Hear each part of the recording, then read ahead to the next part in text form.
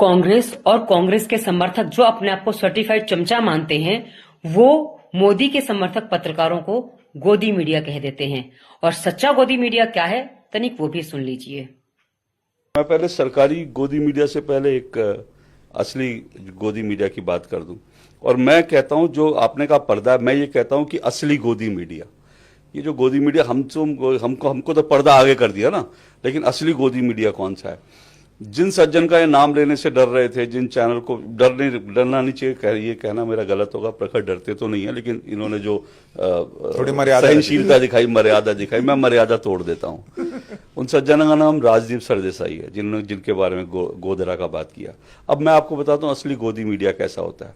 2008 में आप भी संपादक रहे, मैं भी इस पद पर हूं। आप अपने किसी रिपोर्टर को भेजेंगे किसी स्टिंग ऑपरेशन के लिए, आपको मालूम होगा मेरा ये रिपोर्टर आके जो रिपोर्ट देता है वो सच है झूठ है। जिसके साथ आप 5 साल 10 साल 15 साल काम कर चुके हो, आपका एम्प्लॉई है, वो आपको झूठ आके नहीं बोलेगा।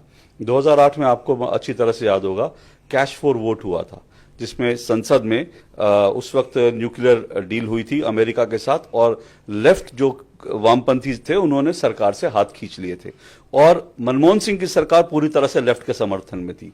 उस वक्त जो है सरकार मनमोहन सिंह की 2008 में गिर जाती।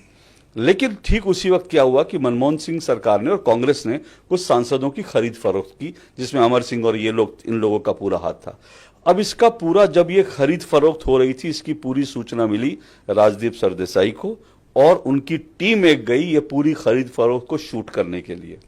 उनके रिपोर्टर ने ये पूरी खरीद फरोख्त शूट कर ली।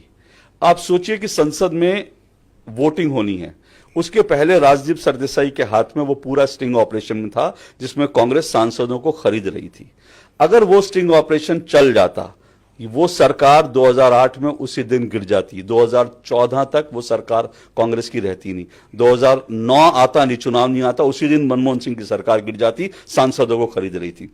लेकिन राजदीप सरदेसाई जी ने क्या कहा? उन्होंने कहा कि मैं पहले इसको चेक करूंगा, मैं अपने रिपोर्टर की रिपोर्ट चेक करूंगा, उसके बाद चलाऊंगा। और वो उस स्टिंग ऑपरेशन के ऊपर राजदीप सरदेसाई जो संपादक थे उस चैनल के, वो करीब 3-4 महीने तक उस स्टिंग ऑपरेशन पर बैठे रहे।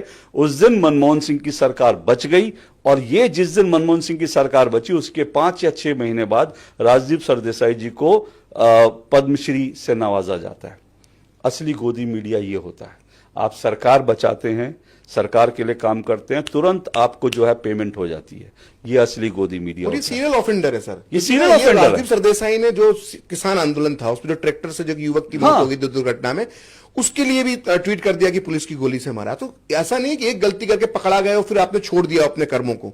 वो कर्म आए दिन झूठ बोलता है, आए दिन झूठ बोलते हैं। जो वर्तमान स्थिति देखते हुए भी यदि कांग्रेस की स्थिति नहीं समझ सकता है, तो भाई उसके घर में ईश्वर एक राहुल गांधी जैसा बेटा अवश्य दे। धन्यवाद। वंदे मातरम।